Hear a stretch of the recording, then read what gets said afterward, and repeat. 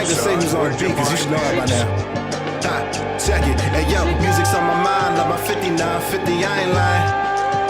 Check it. Yo, this ain't a fitted song, this a get with it song. Yo, what up? Yo.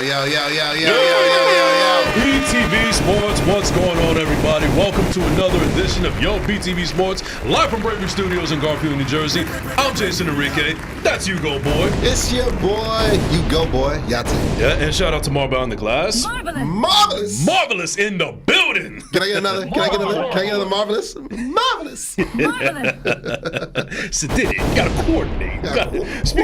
Speaking of coordinate, we got a perspective merch now available. Rocking us. You got the Ugo Boy hat. You got the first class, second place shirt right here. Now available. Hit us up in the DMs for merch. And link below too. Grab that merch. Yeah, and coming soon is Bravery Studios merch. So be on the lookout for that as well. Yes, sir. So yeah, now it's just the two of us today. But shout out first before we continue. I want to say shout out to our previous guests, Mongo and Joel, for joining us last week. Love you, dog. Guys, it was a crazy show. You had the grand entrance, better late than never. Yeah. And then we had a little bit of a pillow fight going on between you and Joel. Oh my God. And me channeling my inner sociopath. So you were loving it. Oh yeah, I was here. You were loving it. Okay. I was here for it. You know. And you know what? It's all for the sake of the show. At the end of the day, it's content. Yeah. exactly. So yeah, let's get into it, ladies and gentlemen. We got a lot to uncover. We're still in football mode, but we also have a little bit of baseball. Got a little muy caliente, as you like to say, in the world of baseball, specifically in the Bronx. But we'll get into that. Shout out to Jerm, by the way.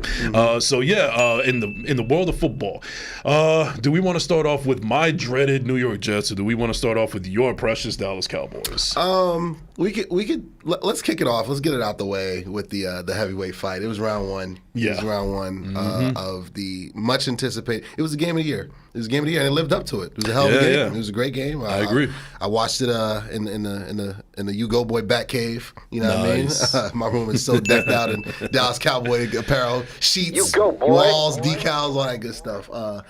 Unfortunately, no belt though. Actually, I have a belt at home. I do have a belt. No, but you didn't wear it that night. Oh no belt, no post game belt. Dallas Gold Boy was chilling. He wasn't too happy with the outcome, but like I said, it's round one. I was listening back to our previous episode 10, and I think Mongo is prophetic. I saved it in my phone, and I'm ready to. He was prophetic. I was prophetic. I think this is going to be a trilogy. I really do believe that. I think somehow, some way, we're going to lock horns in the playoffs. I said coming into the season, really no surprises.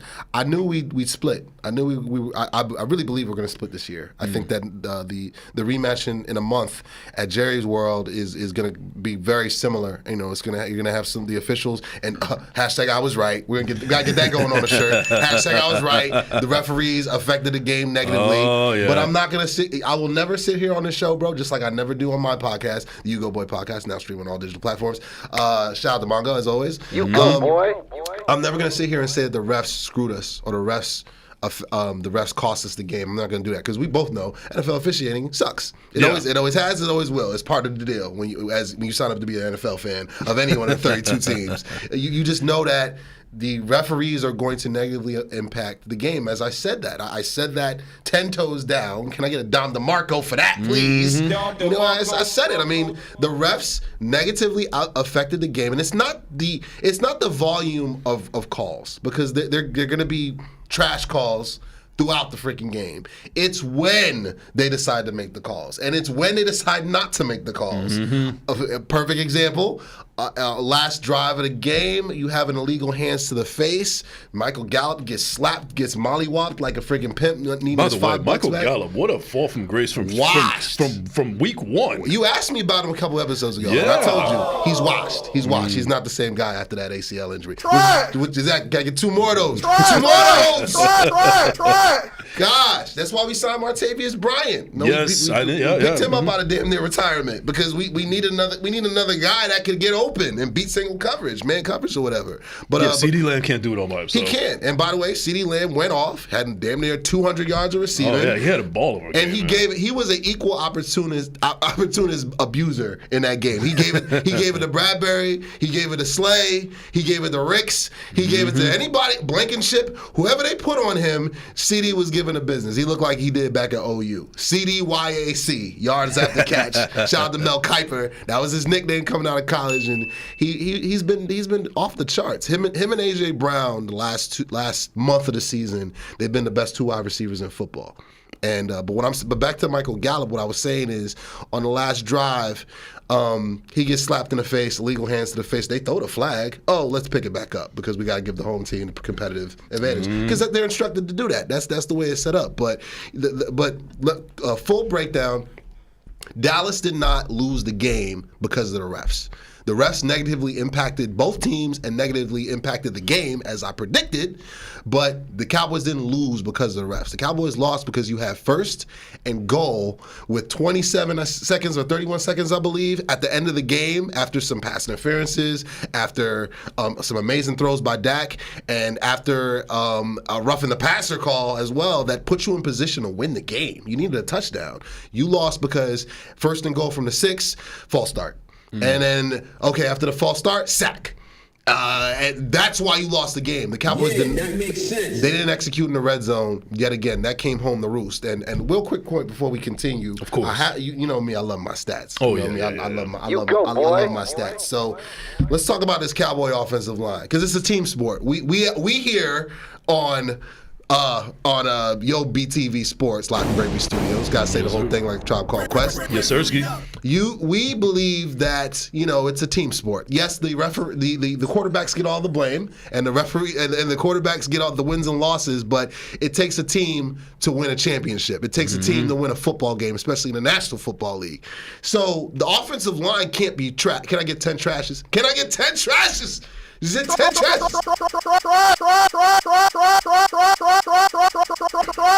Your offensive line can't be trash and you expect to hold that Lombardi trophy at the end of the season. And the Cowboy offensive line, particularly on the right side, dear God in heaven. So here we go here. So here's some quick stats for you. This is pressure. This is total pressures allowed on the season.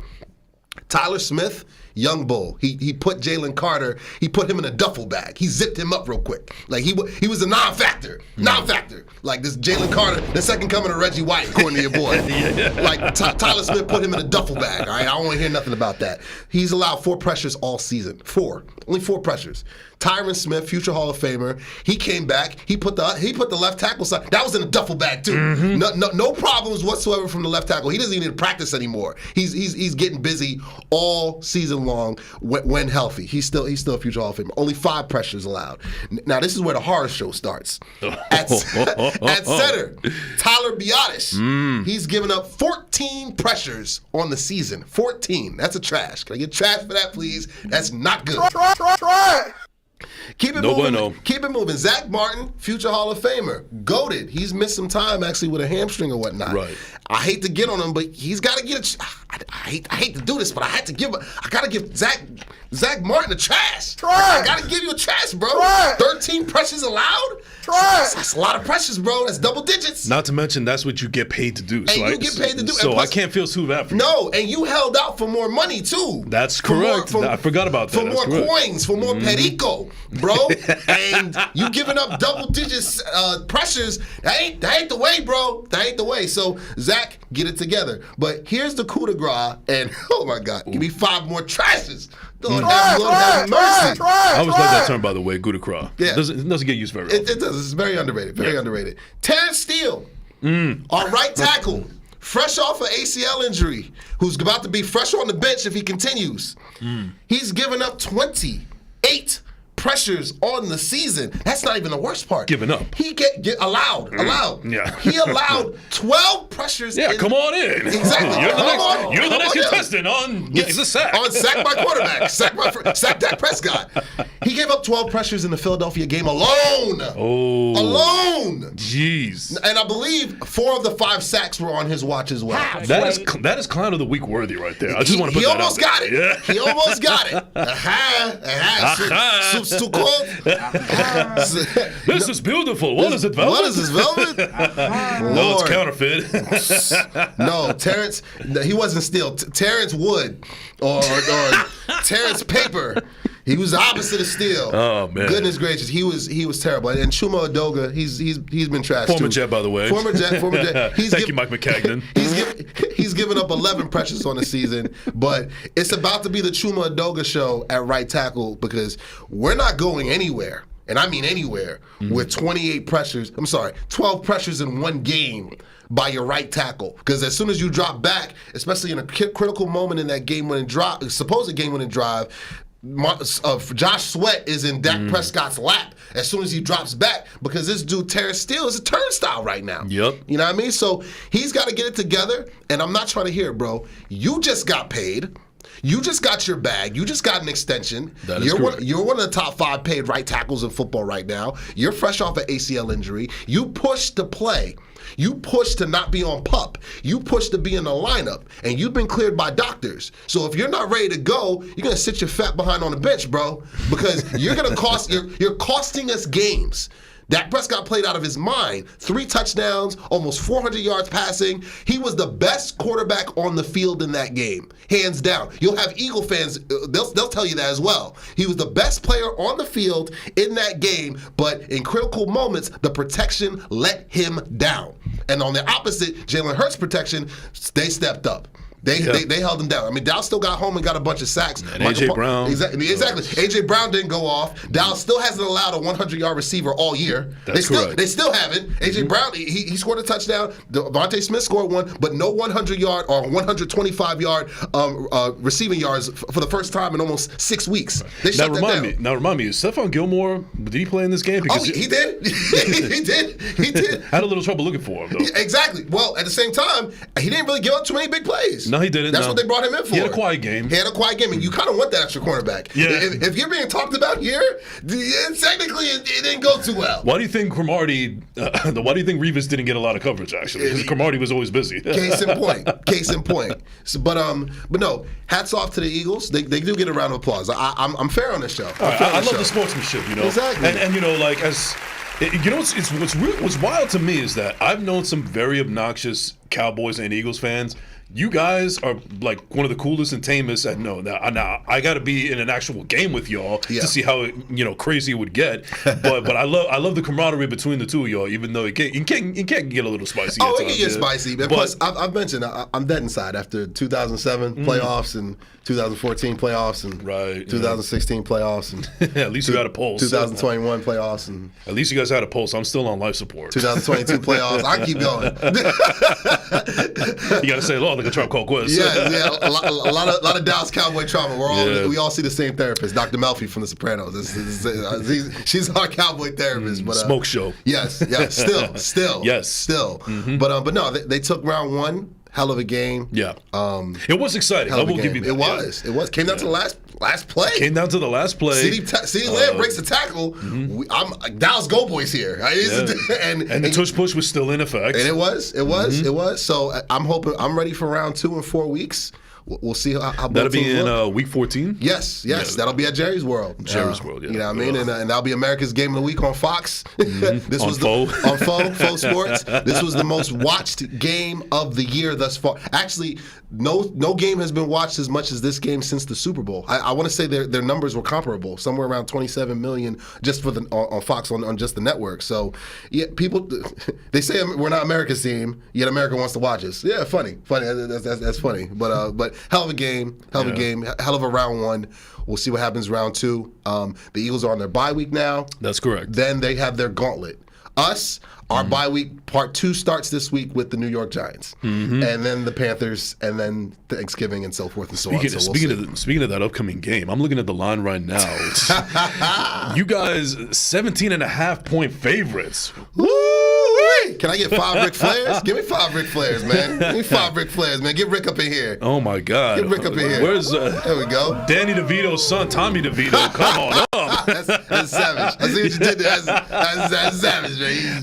It's a person many. It's always sunny in East Rutherford. Danny DeVito Jr. is at quarterback. Tyrod Taylor's hurt. Daniel Penny's is out for the year. We need to get your boy Dez. I'm looking for Dez, man. We might have to do an all location episode at Dez's house. Yeah. And be like, listen, bro. Hey, and you know what? Matter of fact. And you know this. Des actually is like a block away from Hackensack Brewing Company. Shout out to Mike Jones and Mike at Hackensack Brewing Company. Yeah. That might be the next setup there. You know. Yeah. Me and Marvelous. We're talking about on location episodes. We did shout out to Chop City, my boy. Yeah. My boy. That's a great episode, by the way. With you and Mongo and Chop Sports, awesome. That was one of my favorite episodes of the Ugo Boy podcast. It was now streaming on all platforms. Yes. We took over Chop Studios in Matawan, New Jersey. We're gonna do that again, by the way, and we're gonna have Chop up here at some point absolutely on Yo BTV. But yeah, on location at Hackensack, that might be the wave. On location at Dez's basement, that might be the wave. On location at Joe Beningo's house might be on. Open Mawa. Let's just treat it like Big Tig in the basement. Just pull up in like Eminem's basement. Oh yeah. Just pull up wherever, man. That's what we do. We pull up over here. That's what we do. But it'll be fun. Like stay tuned to our loyal followers. Like we got a lot of spicy episodes. It's a long season. A lot of football left. A lot of football left. And speaking of our loyal fans, for anybody that's on the live right now, check on YouTube. If you guys have any comments or anything you want to ask us, please comment in the check-in and we'll answer your questions. They're all available right now. But yeah, as far as 17-point underdogs to the New York Giants. Woo. That is that as Joe Girardi would say, it's not what you want. I like that. That's savage right there. I like that. It's not what you want. Yeah, so we'll get into that a little bit further. But now I got to get this off my chest because this has been a killer for me. Oh man, my God. You about to let off a pipe bomb? We got that pipe bomb. We got that. Yeah.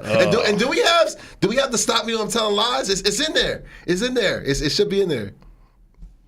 Okay, We have new drops, by the way. We always have new drops. Always give him another. Yeah, okay, that's the Don Lemon, and there should be a stop me when I'm telling lies, or tell me when I'm telling lies. That should be ready too. We still need a torch. We suck. That's there too. Yes, that's there too. Because if you have that, please, because I put 3 of them in there. Please, the New York Jets. I put the We Suck. I put the Tell Me When I'm Telling Lies, and I put the Don Lemon. All 3 of them should be in there. I love that. Because you know what? It is very, very necessary that the New York Jets get a John Tortorella because you know what? That was a horror show. I thought Halloween was over, but no. Oh man, it's Friday the 13th, and guess it's playing Jason. Me. Anyways, oh my God! But what a horror show! I mean, you know what? This is just another. This is just more proof, more evidence that Zach Wilson does not belong in the NFL. I tried to tell you, bro. I never. First of all, I was never a believer in Zach Wilson. I already knew it. You were just twisting the knife. That's what you were doing. And then you have Joel. I love my boy, but he was in the same potential. Now maybe Zach Wilson has potential, but as of right now, I think that confidence is out the window. He just does not have. He does not have what it takes to play in New York. I've been saying that for a while. I've actually. Before BTV Sports started, you know, when I started to attempt another sports show, which, you know, ended in disaster, just like the Jets. That's a savage right there, by the way. Yeah. I've said that when the Jets drafted Zach Wilson, I was not a fan because I was looking at all the quarterbacks that they were looking to draft. And Zach Wilson was the one that least impressed me with his highlights because I don't watch BYU. I don't watch college sports like that. No one does. Yeah. You're not alone there. Can I get savage for that? Yeah. No one. Exactly. No one on in this time zone watches BYU. Thank God for YouTube because that was the only way that I even knew that Brigham Young was an actual thing. Steve Young. Yes. He's the only reason why I even know that Yeah. But at this point, I only know him for Tampa Bay and 49ers. True. At this point. But no. I was watching the highlights, and he was the one that least impressed me. Now I don't know if it was because it was like the system and it was a COVID year. There's all the excuses and everything, and I was also silly me thinking that an actual NFL team knows better than silly old me. And unfortunately the franchise that I root for doesn't know. I can't even curse right now because I don't want to. I'm not gonna. I'm not gonna pull a Sully here. But anyway, so love you, Sully. yeah. So, but no, I was not a believer in Zach Wilson, and I was just hoping that the offensive the coordinators and all the weapons that will be there will be able to help him overcome all of that. But it just hasn't happened, and we're in year 3, and I really have to give a lot of. Not credit. I have to give a lot of blame to Joe Douglas because at least I wanted to give him credit for at least realizing that maybe Zach isn't ready or maybe he's not the guy, so we need to get Aaron Rodgers. But he did no justice to the offense when Aaron Rodgers is turning 40 years old. He's still one of the best quarterbacks ever, but that doesn't mean that he can't get injured. I mean, he was playing with a broken thumb. God bless him last year, but this is an Achilles, and this just goes to prove that this team is just snake bitten. 4 plays into the game, into the season, and already our star quarterback is out. But Joe Douglas didn't have the gall or not the gall, but the urgency to hire at least a competent backup to back him. Like Zach Wilson should have been 3rd string. Yeah, we talked about this in previous episodes, and this is just talked about this, and this is just actually speaking louder than words because he was on full display on Monday, on Monday Night Football, and the Jets defense, God bless them. They're not the '85 Bears, but they're pretty damn special. Yeah, but it's hard to win games when you can't play complementary football. Yeah. When you are putting up stout numbers, your statistics are good, but then afterwards it's complete opposite on the other side of the ball. We're seeing. I really don't like that. Shout out to 50. That's a facts right there. We gotta get facts dropped. I'll record it myself. That's facts. That's big facts right there, man. Now I feel for your defense, man. I've said this to you all season. I stand by it. Like you guys have no sugarcoating. You have a championship elite defense. Oh yeah, like you guys week in and week out, you guys beat up quarterbacks. That's just what y'all do. Right, and it's just so depressing to know that if Aaron Rodgers never went down, who knows? Like this could have been our year. Actually, we do know you'd have more wins. We definitely have more wins. That's for sure. You'd have more wins. We definitely would have beat the Patriots. Oh yeah, for sure. Yeah, and if we were able to beat the Eagles with Zach Wilson, we definitely would have handed it with A-Rod. Absolutely. So I think that I don't know if we would have beaten the Cowboys though. I think it would have been closer. Yeah, it'd have been closer. You'd have a because again he's got this voodoo against us, man. He like when it came down to a game-winning drive somehow or whatnot, that's just what he does against us for whatever reason. Well, I think it's something against McCarthy. I was just gonna say that. McCarthy must have said something about Olivia Munn when they were dating or something, or Danica Patrick when they were dating. Show, yep. Yeah, like he must have said something that he didn't really like because it's the Jordan meme. Man, I took that personally every single time Aaron Rodgers goes against McCarthy. But no, so I think that you're seeing the opposite with what the Vikings did. The Vikings went out and they got Joshua Dobbs. They understood. Listen, the NFC's wide open. Let's just mess around and get a wild card. We're probably not going to catch Detroit. They're a better team overall as long as Goff stays healthy. Knock on wood. He's had health issues in his career. That is correct. And we have a legitimate shot. I think when they beat San Francisco. And it beat them the way they beat them because defensively they beat them up, and that secondary. Can I get 5 trashes? I need 5 more trashes because that vaunted San Francisco 49er defense that we've talked about, what happens when they play good wide receivers and good quarterbacks, they get lit up.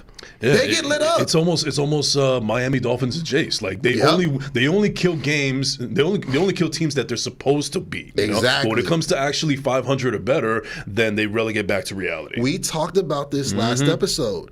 Joe Burrow went into San Francisco. He took his shoes off. He put them up on a coffee table. He was like, yo, give me some gumbo like I'm over in LSU. And like, yo, go give me a snack out of your refrigerator. Give me your newspaper. Give me your remote control. Hey, Levi, this is my house now. This is my house. This is my crib now. You see what I'm saying? That's what he did. All up in their stadium. Joe Burrow, again, there's 2 quarterbacks in this league currently that deserve the G word. We talked about this, and one of them ain't Buffalo. No, all right? It's not Josh Allen, who, by the way, he's getting the F word, which is a fluke. Exactly. By the way, he has the most interceptions and turnovers since 2018. I think something crazy like 69, some wild, outlandish number like that. But he's my bad. He's a generational quarterback, so that doesn't really matter. And he doesn't play for the Cowboys. No, he does not. Because Dak Prescott's interceptions last year, they count more. But that's neither here nor there. Or Jalen Hurts, who's top 3 in interceptions. But that's neither here nor there. No. Thank God for the tush push. Exactly. Joe Burrow and Patrick Mahomes are the 2 generational quarterbacks playing today. Can I get a Dom DeMarco for that? Like, let me look at that camera and say it one more time. Joe Burrow and Patrick Mahomes are the only 2 generational players. They're the best thing going today. And Joe Burrow proved that when he went to San Francisco, and he proved it when he went head-to-head with Josh Allen on Sunday Night Football. I've been waiting all day for Sunday night. He gave it to him. But that's what he does. When he's healthy and he's right, nobody wants that smoke from Burrow. Burrow's like he's like Joker in the NBA right now. Nobody wants that. They see that on the menu, they skipping over that. Like, the Burrow wings? Nah, I'm good. I'm straight. I don't want no parts of that or whatnot. So it's not surprising that the Bengals are beginning to take off because he's healthy now. And Joe Mixon is healthy now. And Boyd, their wide receiver to go with Chase, and of course Chase. Let me not overgloss him. Jamar Chase he's one of those hymns. T. Higgins. T. Higgins low key is one of those in terms of elite number 2 season. He's one of those hymns. He's the Robin to Jamar Chase's Batman. Michael Gallup used to be that guy. Yeah. He used to be that guy. But no, there's a handful of receivers that are him right now. AJ Brown is him. Devontae Adams still, he's still him. Cooper Kupp when healthy, he's still him. Jamar Chase is him. CeeDee Lamb is him. There's a handful of guys that are him right now, and Jamar Chase is one of those guys that can take over. Take Tyreek Hill. Apologies, Tyreek. Sorry, Cheetah. He's one of hims. You come off the bus, where is that guy at all times? And Chase is one of those. So I'm not surprised. And I said this weeks ago. The Bengals are going to win the AFC North. This is about that time when they turn that switch on. And you saw it against Buffalo. I don't know if Buffalo's going to make the playoffs. It's like 50 wild card slots, so they still very well might get in. I think it might come down to the wire. It's going to come down to the last few games of the season, and of course they're going to play the best game of the season against us. Like I already know that, man. I've seen this movie before. Right. Like we got 9 games left. I wouldn't be shocked if one of those. I believe we're going to go. Realistically, because I'm a Cowboys fan, I'd love for us to go 9-0. I'd love for that. I'd love to meet Willy Wonka one day. You know what I mean? I'd love to meet Halle Berry one day. You see what I'm saying? I'll take Neil Long. Yeah, I'd love to meet Neil Long one day. You know what I mean? But it's just like, you gotta be realistic. Like, we'll probably go, knowing us, we're gonna go 7-2 and be right on brand, finish 12-5 like I predicted at the beginning of this season, and be playing the 5 seed on Super Wild Card weekend. You know? be the 5 seed on Super Wild Card weekend against the NFC South. That's probably what's gonna happen. But mark my words, Buffalo is you're gonna see non-interception Josh Allen show up. You're gonna see Mike McCarthy. You're gonna see the offensive line do questionable things. But we'll get to that game in a couple weeks from now. But shout out to the round of applause to the Bengals. The Bengals are back. The Bengals are back. The Bengals are back. Perfect. Absolutely. Yeah, and it's amazing because they're at the bottom of the AFC North right now. But that's not going to stay That's temporary. It's not going to stay like that. Where my camera at? It's not going to stay like that. No. Well, they're moving on up. Anyways, so getting back to the Jets game though. Yeah. So that is so I don't know if you saw the Michael Kay show earlier this year or this week or you heard it, but I saw the clips on Twix on Twitter. Okay, Twix.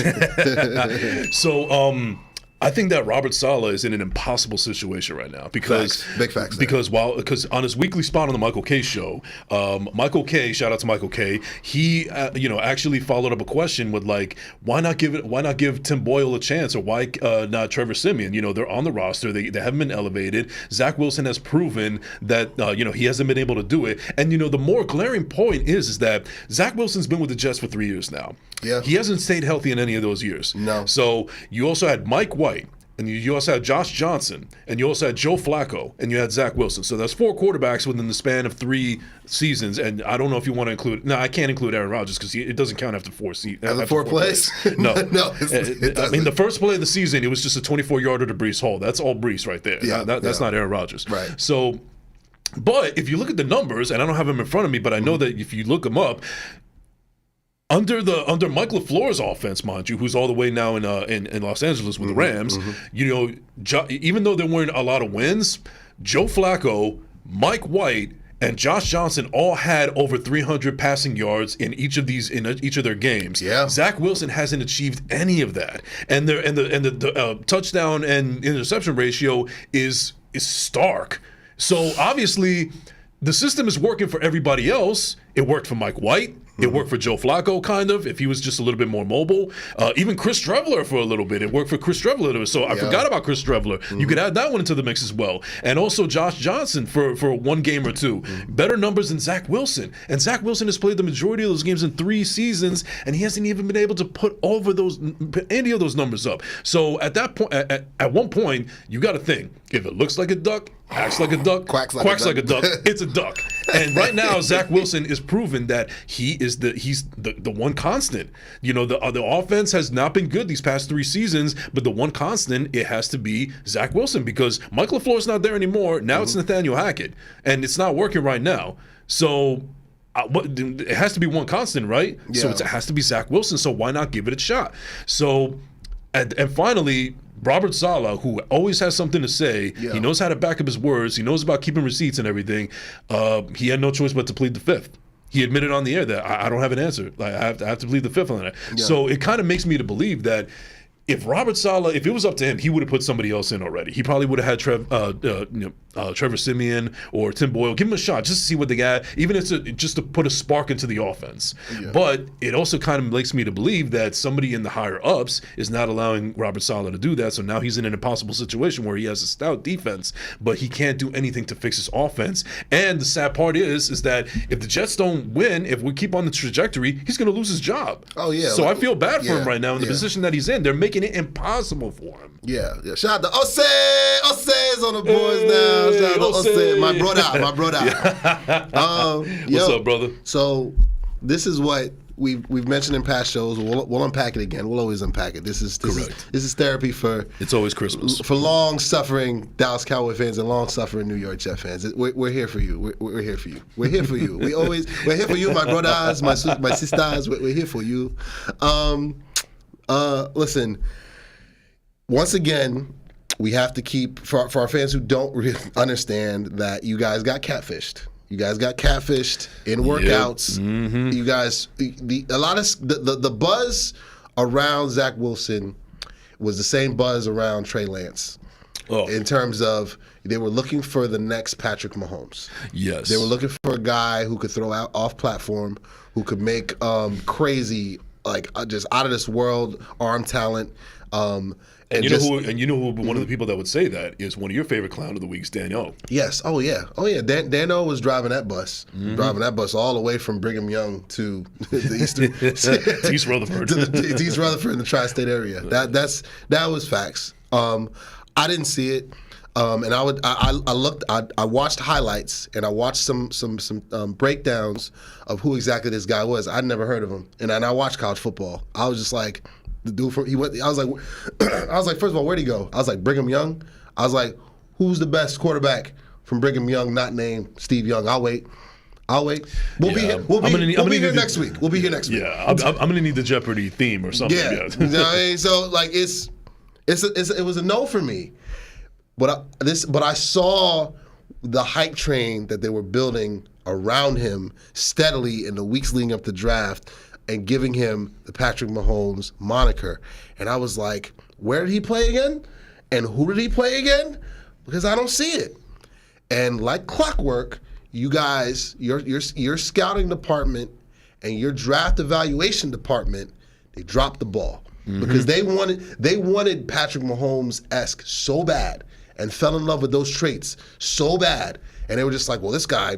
I mean, he made an off-platform throw 70 yards across his body. That looks like Mahomes. This is why you don't fall in love with workouts. And the Giants, they like when Gettleman was there, not there anymore. When Gettleman was there, same thing happened with Daniel Jones. He fell in love with a practice or a workout at the Senior Bowl. He was smitten. His words, smitten. He was smitten by a practice workout by a guy who played at Duke. I'm like, was he a forward? Was he a shooting guard? Was he a point guard? Was he a Was Krzyzewski his yeah, coach? was Mike Krzyzewski his head coach? Or John or Shire? Like did he play with Carlos Boozer? Did he play with Jason? Like, you know what I'm saying? Shane Battier? Shane Battier? You know what I'm saying? Jason Williams? Like who? Christian Laettner? Christian Laettner? We can keep going. Yeah. I'm like, did he play basketball? Because if you're saying he played football at Duke, I'm looking at you with the swaggy P, like, question marks emoji. Yeah. Like, did he say smitten or did he say full bloom love? I think both. I think because I definitely heard David Gettleman say full bloom love. I'm pretty sure it was one of the two. I mean, it might have been full bloom. I think it was full bloom. I think you're right. You're right. It was full bloom. Yeah, with that thick Boston accent. Yes.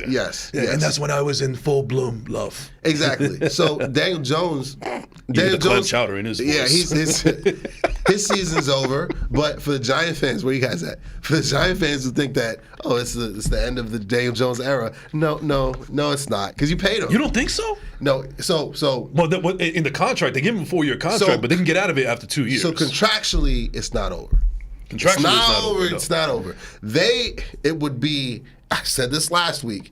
It would be in their best interest to draft a quarterback this year because the quarterback class is actually really loaded this year. Mm-hmm. You got Penix from Washington. You got May from North Carolina. You got Caleb Williams. You got Bo Nix, who low-key is one of my favorite guys from Oregon. He's developed himself into – like, I wasn't a big fan of him at Auburn, but at Oregon, I looked at what he did to Colorado and Deion Sanders' kids and whatnot, and the way he's been doing steadily throughout the year. Bo Nix looks really good, and you get him with the right offense and the right OC in the right situation, I think he can do some damage. I'm not saying I would never throw around that G word. I gotta see it to believe it. So I'm not gonna do that. Right. But there are some interesting, talented prospects that are going to move the needle forward past what you're currently in, because they're not going anywhere with Danny DeVito's son. They're not going anywhere with Tyrod Taylor, who has very similar. Taylor's son. I'm going to keep saying this about Tyrod Taylor. Go do a side by side of his career passing stats and do a side by side with Jalen Hurts. Very similar. I'm just going off the numbers. And, of course, they're not going anywhere with Daniel Pennies. So It's going to be an issue if the Giants don't make the right move and draft a guy and then bide their time. They're going to have to wait another year and then get out of the Daniel Jones contract. They got to get a quarterback this year. Yes, and you guys need to get a quarterback this year. I was just going to say that. Absolutely, yeah. 1,000%. I don't care if we're picking number 15, you take a quarterback. You guys have to 1,000% take a quarterback, and here's why. Aaron Rodgers is going to play one more year and then go back to ayahuasca full time. When that happens, do you want Zach Wilson to take the reins again? I don't think so. In the words of the Fresh Prince, hell no. Exactly. So it would be in your best interest to get the long-term solution, because the solution's not there. It's not there on the roster right now. Yeah, Rodgers very well might play next year and come back. He's not playing again this year. That's all hype. Like, I don't believe that. That's like, I gave this example yesterday when I was on set. Shout out to Ernie O'Donnell and shout out to Troy Burbank. Working on a new movie. I signed the NDA, so I can't really even talk about the name of it. But I got to shout out those names because those are two goats right there who casted your boy and put some more money in my pocket. You can tell me off the air. I'll tell you off air. I'll tell you off camera. But no. So I was talking to some Jet fans on set, and I'm just like, you guys have to. The solution is not on the roster right now. Quarterback. No, it's not. Rodgers is going to play one more year, if that. And in terms of it's like somebody tears their ACL and be like, "Y'all be back week 12." I'm like, off of ACL. I'm like, no, what? ACL, what? I don't think that's how it works, bro. Nope. I don't know what type of doctor you talk about. Like Dr. Nick from Simpsons? Is that your doctor? Dr. Herbert? Who's giving this advice, his medical advice? You know what I mean? I think you need to change providers or change HMOs. But I was just like, maybe he needs to get back to State Farm after all. Pretty much. Shout out to Ussy. I see you leaving, bro. Love you, dog. Love the Outcast shirt, by the way. Love it too. Facts. Y'all can't see it on camera, but he's fresh as always. What I'm saying is, the solution is not on the roster right now, bro. Y'all have to draft the quarterback. Both New York teams have to draft quarterbacks, not next year. This year. And this is what the NFL wants to see anyway, because if it's if the NFL is scripted, as people say, people are going to want to see two New York teams draft quarterbacks, stellar quarterbacks, and then we're going to have a little bit of a discussion about who's the best quarterback in New York. The Snoopy Bowl. I want the Snoopy Bowl to be popping every year. Yeah, that's what I want. Yeah, it should be. It should be, absolutely. What you saw last year was NSFW. You know what I mean? Like nobody wants to see that again. You want to see 24 punts again? No. And y'all won the game. That's the crazy part. Y'all won the game, and you're just like, I don't think you watched the highlights afterward. I'd be shocked if you did. I mean, that was just equivalent to sleeping with a hot girl with bad breath. That's all. Oh, that's a salvaje right there. That's a savage. That is savage. That drop is coming. The salvaje drop is coming. That's savage for Espanol, for the non-Spanish speakers. Yeah. Shout out to me because I don't speak all that stuff. All that great. Unless I'm having like pollo guisado or something. But anyway, not only quarterback, but the Jets also have to get a wide receiver to complement Garrett Wilson. Yes. I don't know if it's going to be through free agency with Devontae Adams or if they're going to draft one. Might be better to get one, Devontae Adams. Depending on what he wants. If he's available, because he definitely wants to leave. He wants out. Well, switching gears real quick to Las Vegas. Which we're playing this Sunday. Yeah, tomorrow. that should be fun. In Vegas, I believe. In Vegas, and it's a Sunday night game. I've been waiting all day for a Sunday night. So all I'm saying is, listen, Antonio. I'll be on set, so I won't be watching. So I'll be watching. I'll be home. The Sunday is going to be a recharge day. I'm actually no. You know what? I'll be on set, and then afterwards it'll be finished, and then I'll be because I'm going all the way to Long Island. Okay. So I'll be able to listen to it on Bobble Shoes, and one of the best broadcasters in the game right now, bar none. You guys got to check out Bobble Shoes and say what you want about the Jets, but the Jets announcer is stellar. But anyway, keep going. No, I'll be watching. Sunday's going to be a stay at home and don't leave the house kind of day. I gotta recharge. This has been a crazy week for me. So what I'm saying is, Antonio Pierce, he gets a round of applause. Like, he does. Yeah. Like Antonio Pierce wasn't a big. You're all good. Wasn't a big fan of his because he played for the Giants. Right. Yeah. And 2007 should have been a Dallas Cowboys Super Bowl. Right. Well, I am happy that they beat the Patriots in the Super Bowl. So it was our Super Bowl. I'm not gonna let that go. Cowboy fans ain't gonna let that go. 2007 and 2011. Those were both Cowboys Super Bowls. You sound like my boy Gio, who's a Niners fan and has a lot of resentment still to this day to the Giants after the NFC Championship my brother in still 2011. does. My brother, not probably. I know. My brother hates the Giants more than he hates Dallas. For that reason. Kyle Williams bouncing the football off his leg, losing the NFC Championship game in San Fran. Woo, he still has PTSD off of that. And I have it from us having blown the doors off the Giants twice during the regular season, That's like Joe Beningo. That's like Joe Beningo with the Charles Smith game. He still has PTSD from that. Yeah, like come on, but we're not going to revisit trauma on this part of the episode. So what I'm saying is, what my life is entirely trauma. My whole sports life is trauma. What I will say, Marv, do we have that drop? Do we have the Tell Me What I'm Telling Lies drop? We don't have it. All right, we'll cue it up for next week for sure. But yes. Let me get Chris Tucker. We got Chris Tucker though. That I know we have. So we're gonna keep that same energy. It's about that time that we keep. There we go. I was waiting for it. Love you, Chris. Rush Hour 5 and 6, 7, 8, 10 on the way. This segment of Keep That Same Energy is brought to you by First Class Second Place Podcast. Wherever you get your podcasts, all digital platforms. It's also brought to you by the Ugo Boy Podcast, streaming on all digital platforms. And also brought to you by the Harlem Wizards. They'll be in a town. They'll be in a town near you. Shout out to the world famous Harlem Wizards, and shout out to Micah. Keep them checks coming, bro. Love you, appreciate it. So here, let's keep it a stack, man. Let's keep it 100. Yeah.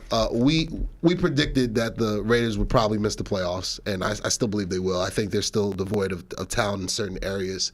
But we also predicted a divorce that was going to take place. There's a few of them. Mm-hmm. There's a few of them on the way. Russ, the papers are filed. They're at the notary right now. You ain't going to be in Denver next year. I'd be shocked, but that's neither here nor there. Josh McDaniel. That divorce has gone through, is finalized. The paperwork is filed through. The notary has made the has made the stamp. Yep. He's moved out. He's living in a hotel. The wife and kids got the house. He's out of there. And again, this is another example of a coordinator who's not a coach. Like, there's a list of them. There is an illustrious list of guys that have no business with that headset. Adam Correct. Gase, perfect example. Todd Bowles, perfect example. Jason Garrett, Wade Phillips, perfect examples. And the list goes on and on. But we're going to stop right there. We're going to stop right there with Josh McDaniel. Mm-hmm. You didn't deserve the head coaching job in Denver. For somehow, some way, you took the head coaching job in with the Colts and then turned it down because you got a little bump in pay to stay with the Patriots. And then you somehow, some way, you get the coaching job in Vegas. And for some reason, they believe that Jimmy Garoppolo is a generational quarterback who can win playoff games. No. Jimmy Garoppolo doesn't win games. Kyle Shanahan's system wins games. Kyle Shanahan's defenses and offensive scheme and playmakers, the Avengers, they win games. It's not even the San Francisco 49ers anymore. It's the San Francisco Avengers. All right. By the way, how's that Belichick coaching tree looking? How's it looking? Real suspect. Looking real suspect. So let's keep it a Z. Somehow, some way, I wouldn't be shocked if Josh McDaniels gets another job. Down the road. But he never should have been the head coach in Vegas. He was fired mid-season, which is the biggest sign of an L. When you can't even make it to the end of the season, you get the Vince McMahon, Donald Trump, you're fired. And Antonio Pierce has stepped in, and it just in one game, and just a handful of press conferences, he sounds like a coach. He sounds like a guy that understands players, understands relationships. You can say whatever you want about Dan Campbell. That man is a coach. Yes. That man is a coach. Give me a round of applause for Dan Campbell. The Fighting Dan Campbell's in Detroit. They're going to be a playoff team. They're going to be a problem for somebody. I mean, they're still going to get the doors blown off them from time to time because it's the Lions. Yep. And it happened to them with Baltimore. And I'm praying that it happens against when they play Dallas later this year. But we'll get to that game when that comes in a few weeks. But no, Antonio Pierce understands relationships. He understands players. And let's just keep it real. Keep it a stack. Keep it real, man. That's the segment. He should have been the head coach from the jump. And who knows? Vegas might be in a better position. But Josh McDaniel, you're not a head coach. You never have been. You never will be. You belong as a coordinator. So stay in your lane. Stay in the booth. Stay in the booth. Mm-hmm. Stay with the other headset because they got the head coach headset. Oh, yes. And the coordinator headset. Mm-hmm. You don't need the HC headset. Stay in there with Joe Judge and Matt Patricia and Romeo Crennel, and Eric Mangini, Bill O'Brien. Stay with the coordinators. No, I don't want to say Brian Flores. Well, right now. But I'm praying he gets another shot because I feel like he got a raw deal in Miami. Yeah, Brian Dable too, actually, and Dable too. Yeah. Exactly. Mm-hmm. So, but what I'm saying is, you don't get that HC headset to me unless you earn it. Shout out to Michael Lombardi. It's an election process. And the next set of coaches that are going to be fired, they're going to be another prime example of individuals who deserve the OC headset or the DC headset or the STC headset and not the HC headset. That's different. Can you imagine if Kellen Moore actually became a head coach in this league? In XFL? or USFL? Hell yeah. I mean, you sure about or Madden. That? Yeah, or Madden. Yeah. You sure about that? Yeah, that's why? I like that. Let me get that one more. Let me get my sure about that? Nah. You sure about that? That's why? Nah, joystick? Joystick, really? Kellen Les. Kellen Les. That's a savage right there. Let's see what you did there. Savage. But now let's keep it moving. Let's keep pushing. Yeah, but I love that. I love to keep the same energy segment. Brought to you by the Ugo Boy Podcast and the First Class Second Place Podcast. Live from Bravery Studios in Garfield, New Jersey. Shout out to Marvelous. Yes, wherever you get your podcast. Wherever you get your podcast. I sound like one of those announcers that says like the disclaimers at the end of the. Yeah, that's Chris Abalo's voice right there. I tell him that all the time. Lay it down, baby. Yeah, shout out to Gabe. Yeah. All right. So should we get into our predictions? Well, before we get to predictions, I actually want to talk about how stellar. Which game is the? How about CJ Stroud? Oh my goodness, CJ Stroud. Can we get a round of applause for CJ Stroud? What Bryce Young is not, what Jordan Love is not, with a number of quarterbacks that are starting in the NFL right now. What Zach Wilson is not. What Zach Wilson is not. What Danny Dimes is not. What Jameis Winston and Marcus Mariota were not and still aren't. A top 3 quarterback drafted who comes out and is showing that he's a baby him. I'm not calling him an adult him yet because he's still a rookie. You got to have some longevity before you get crowned as a him. And correct me if I'm wrong, but isn't his head coach a defensive-minded coach? Yeah. Because a lot of people are saying, Ryans, yeah. So, I mean, where's that trend about, like, you have to hire offensive coordinators as coaches now? Not necessarily. I don't know. Necessarily. John Harbaugh, special teams, been a head coach for nearly almost 20 years now. That's facts. That's facts. Yeah, that's facts right there. It's all about.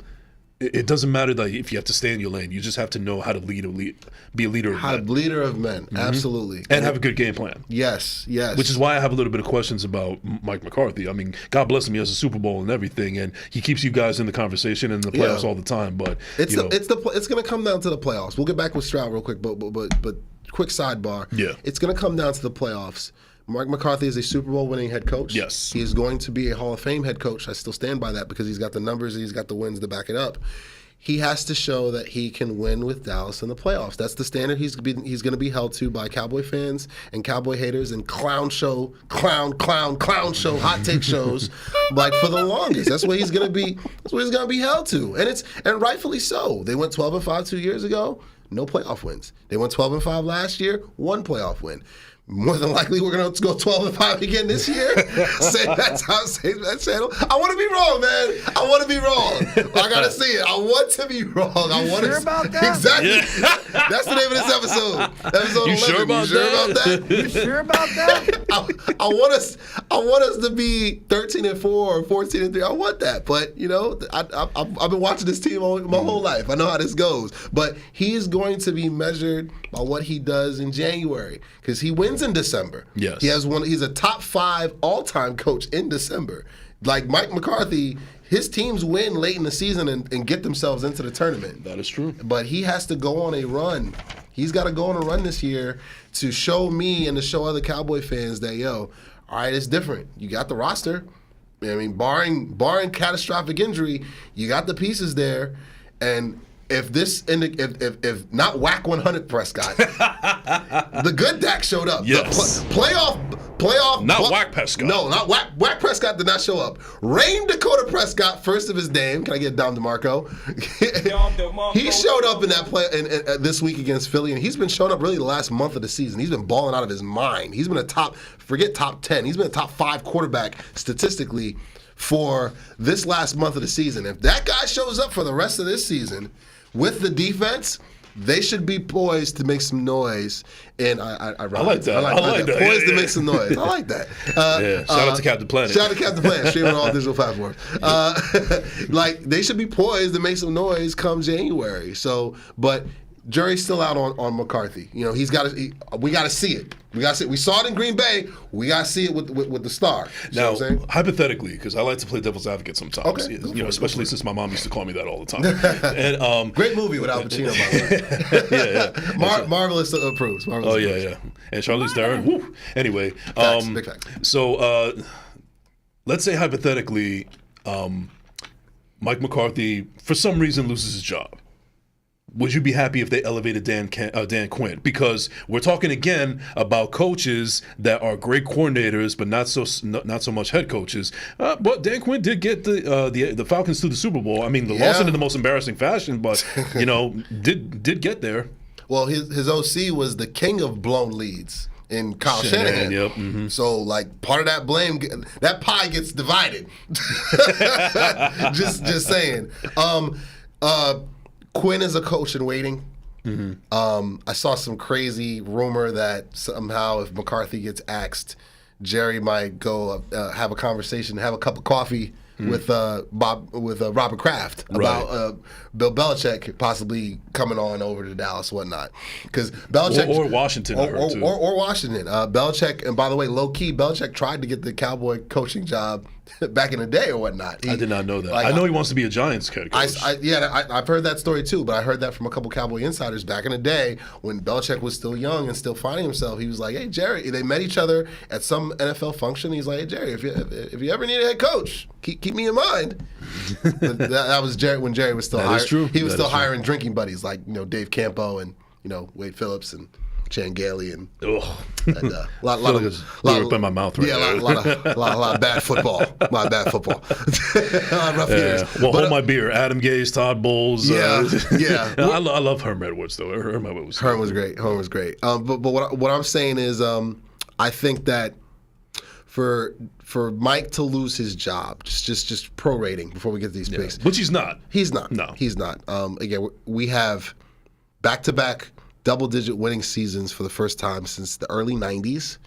We have the longest home winning streak since 1992, I believe, currently with 11 straight home wins. Round of applause for Mike McCarthy. He's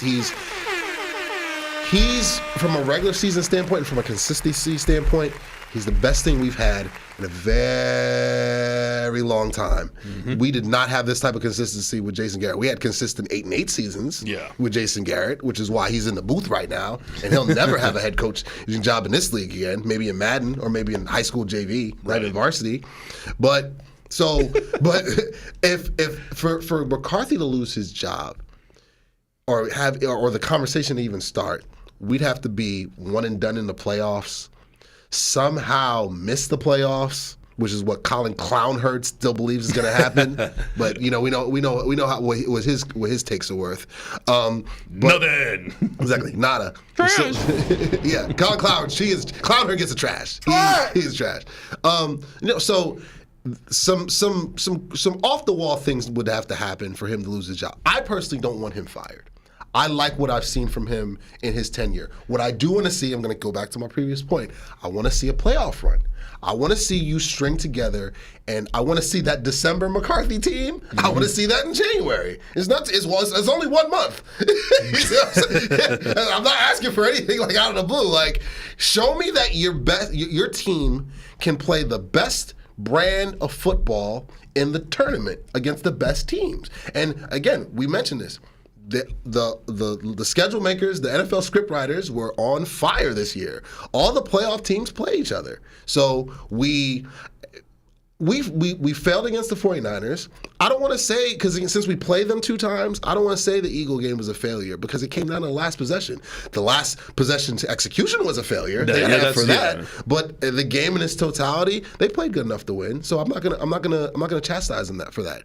But finishing, they need to finish against the Seattle Seahawks, against the Lions, and against the Eagles Part 2. Mm-hmm. Those are the last 3 games I have circled because I'm not going to count the Dolphin game and the Buffalo game because those are AFC teams. You're only going to see one AFC team if you do make it to the mountaintop. I'm counting the teams that you're going to see in the tournament. I need us to go 3-0 against those 3 games because they're all at home. They're all at home. Yeah. They're all at home. You get Philly Part 2 at home, you get Detroit at home, you get Seattle at home. Go 3-0 against those 3 teams. And then that lets me know, all right, they got a shot in the playoffs. You go 1-2 in those games, I will be on record that says, not happening. 29 years and counting. I'll say it on the show. I'll say it like easily. Because I'm just like, you can't beat them at home. Like, if you can't beat them at home, don't tell me you're going to go to Detroit or go to Seattle or go to San Francisco or go to Philly and then, some magical 1995 switch is going to come on with Jimmy Johnson or Barry Switzer and you're going to all of a sudden be this great, big, bad Cowboy team that you haven't been in 3 decades. No. Do it now. Do it with this roster. Do it at home. Do it on your home turf. They go 3-0 in those 3 games. I will go on record. They got a shot. But they don't. If they lose one of those games, bro, I'm gonna be like, yeah, we'll be home for the holidays with you guys. We ain't doing nothing. So that's where I'm at with it. All right, yeah, no, but we didn't get too much into C.J. Stroud, but I'm looking forward to seeing him the rest of the season. Me too. I like his development. I like it too. I really do. 5 touchdowns. Jeez. Yeah, 407 yards. That's an NFL record for rookies. Dom DeMarco for C.J. Stroud, man. Yeah, Dom DeMarco. and let's get a Don Lemon for Zach Wilson. Yes. Anyway, so let's get into the predictions. By the way, I was horrible last week. I was horrid. I was Zach Wilson-esque with my picks last week. It's because your boy was here. Well, you know what? He had that jersey on that probably tainted you. Probably. But you know what? It's a new week. It's time for me to redeem myself, just like the Jets need to redeem themselves as well. Yeah. All right, so but Thursday night is already completed. That Panthers and Bears game. Woo, what a that is a horrid. That's the Wowie, the bad type. Maui, wowie. Yeah. All right, so first game we got at 9:30. I think it's in Germany. Yes, it is. Yeah. It is. So we got the Colts against the Patriots. So basically, Gardner Minshew versus Whack 100. I low-key think the Pats are tanking for Caleb. I think so too. I think they know what they have in Mac Jones, and they know that he is not him. He's Whack, not Mac. Return of the Whack. Anyway, Whack 100 Jones. He's not it. They're looking for. I told you they want the Top Gun Tom Cruise escape hatch, eject button. They want to get out of that ASAP. And especially if indeed Belichick is going to be gone after this year, they're going to have to start fresh. Yeah. I know that Mike Vrabel is in the discussions about possibly coming to be the next head coach of the Patriots. Possible. Yeah, we'll see. But yeah, no, I think the Colts are going to pull this one out, though. Give me Gardner Minshew. Yeah, I'm going to take Gardner Minshew. I just don't think that.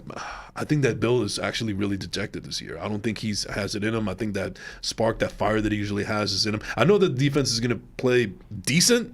They do have a decent defense, but I don't think it's going to be enough. And I think that I don't know too much about the Colts coaching staff, but who knows? Maybe they have a little bit of trickery. And I also want to know, because I don't know if you know, but I want to know who's actually over in Germany right now. Because usually they say that whoever gets there first has the better advantage because they get used to the time. That's true. So on and so forth. So, but I don't know.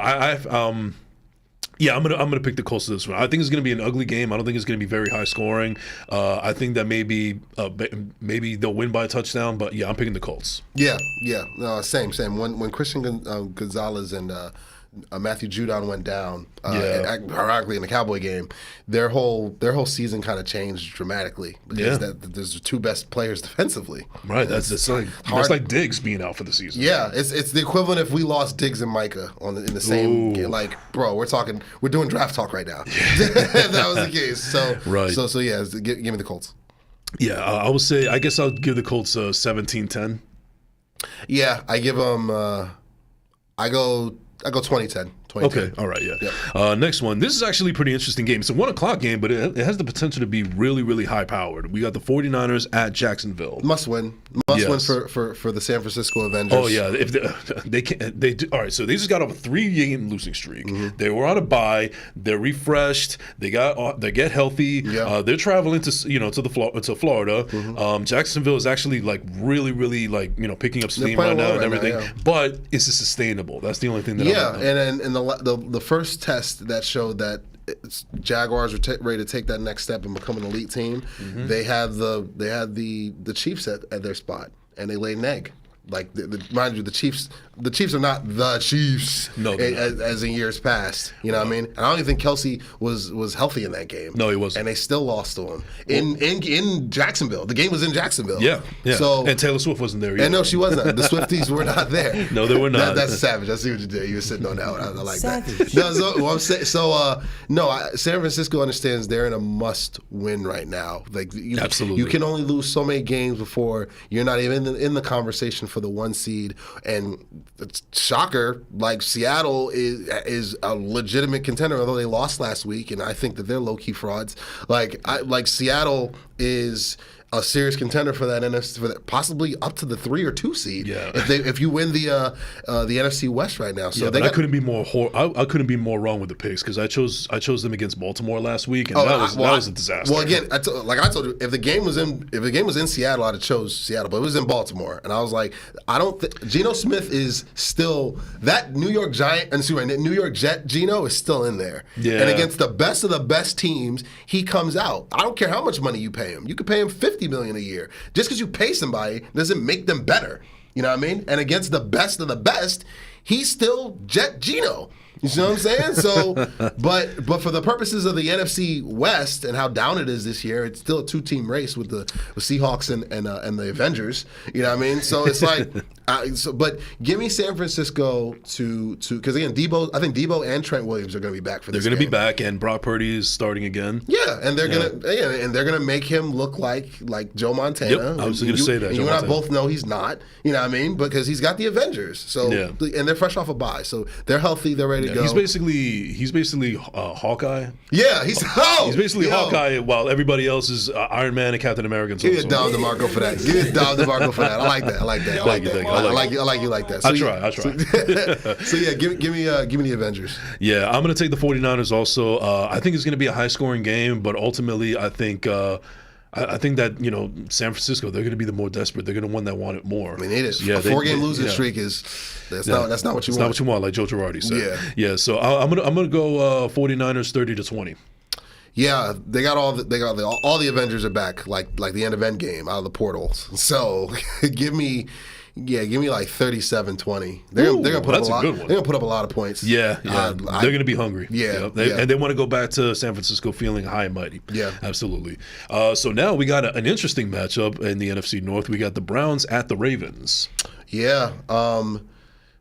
That's going to be a very violent game, I feel.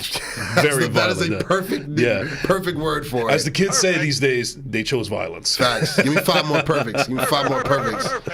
Sheesh. Give me the Browns. I think that the Ravens, they're still a second-tier team. I still don't consider them an elite team because I still believe that I don't know if Lamar's going to finish the season. Like, I hate to wish injury upon people, but I just got to go off of the track record. I got to see him play a full season before I dub him like, okay, he's over it. And it's a mental aspect too. Right. And Deshaun Watson hasn't looked that great this season. He's not the Deshaun Watson of old. But I got to tell you, man, that Cleveland Brown defense is scary. Elite. I would not want to be in front of that defense. Elite. I'm like when the Jets play them later on this year, I am scared that they're going to injure somebody. Myles Garrett is playing out of his mind. And I don't know who their defensive coordinator is. It's Schwartz. My bad. Schwartz. Yeah. Schwartz wants to be a head coach again. That's the way he's DCing it up. But that's another one that you can make an argument that he's only a good coordinator instead of a head coach. Yeah. No, same. Trust me. He doesn't deserve the HC. No. He needs to stay with. But the you got to DC. give him credit for trying. Yeah, and he's proving it. He's gonna be in the conversation. Backing it up. He's gonna be in the conversation for that HC again because they're playing out of their minds. Yeah, and then it's gonna be Josh McDaniels and Jace again. Oh, facts. Yeah, but anyways, for this one, I'm gonna go Browns. I'm gonna say 17-14. I'm gonna go 20-17 Brownies. Okay, all right. So the Packers at the Steelers. That is definitely a 1:00 game. I feel bad for Ian Eagle. That's a 1:00 game if I ever seen one. I feel bad for Ian Eagle if he's calling that game, which I'm not sure, but that's like an Adam Archuleta vehicle that should be right there. I mean, both of these. Both of these quarterbacks don't impress me at all. But you know what? It's in Pittsburgh. I'm always going to trust Mike Tomlin over Matt LaFleur. So I'm going to go with the Steelers here. I'm going to say coaching wins in this game. It's going to come down to being smart with the clock. It's going to be smart with the game plans and so on and so forth. I'm going to go, but I don't think it's going to be very high scoring. No, I think it's going to be about. I'll go Steelers 14-20, 14-12. 14-12. I go 19-14. It's gonna be like some missed field goals, mixed extra points. Maybe a safety in there too. The Steelers defense is gonna score more than the Steelers offense as usual. Yes. Oh man, too bad Minka Fitzpatrick is not playing. Yeah, but Highsmith and Watt are playing. They are. Yeah, and Watt. The Packers ain't got nobody that can block them. No. So and Jordan Love ain't him. He's the opposite of him. No, it's Jordan hate. Yeah. Facts. So give me a Steelers 19-14. Yeah, so next we got the Saints at the Vikings. Interesting game. I'm not excited about it, but it has interesting ramifications. Yeah. I do like the fact that, Josh Dobbs is actually like kind of out to prove a point right now. Yeah. Derek Carr has been playing a little bit better as of late. Defense on New Orleans is actually pretty interesting. They're not that bad. Their defense is pretty good. No, they still have elite players. Cam Jordan. Yep. And Lattimore. Demario Davis. Demario Davis is very underrated Former Jet. linebacker. Yep. You got an All-Pro corner and Lattimore. That still makes me mad that we didn't keep him. Blame your GM at the time. I know, Mike McCagnon. Anyway, but interesting game. I don't know. I kind of feel good about the Vikings here. I think I'm going to go with the Vikings. I think I'm going to go 24-17. Carr is the same quarterback he was in Vegas. He'll win you some fantasy football games, but he's super inconsistent. Yeah, I think he'll put. I think if you have him in your fantasy, he'll put up some good numbers for you. Yeah, but I don't know if he's gonna actually pull it out of his butt to win the game. No, he's gonna. And again, he's one of the most wildly inconsistent quarterbacks. Yeah, going. Like every time he's playing, you might as well just flip a coin and wonder which Derek Carr you're gonna get. Yeah, one week he'll look like, golly, you can win a Super Bowl with this guy, and then the next week he'll be like, how's he not in the XFL? Like how, or USFL? Or Arena Football League. Right. I'm running out of leagues. Now, CFL. Now, I don't know much Spanish, but I luckily know this, and I don't know if Marv knows this because he doesn't know as much Spanish as I do. I think we're kind of like illiterate as far as that's concerned. But I like to call it like a coño carajo because if he's good, you're like coño, but if it's bad, it's like carajo. That's NSFW. I know what those mean.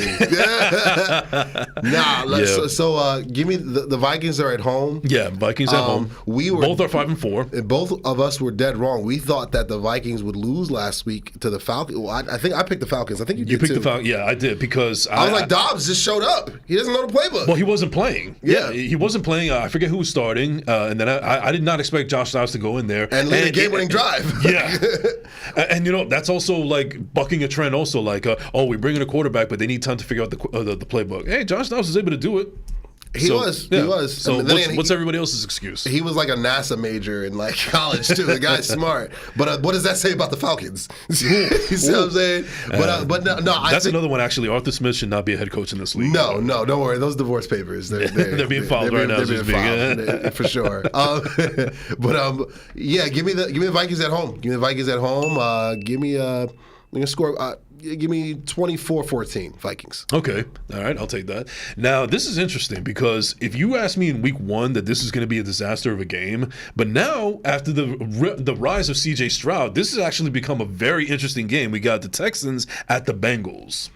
Bengals are still hot. Yeah. They're still riding that train. This is what they do toward November into December. They play their best ball.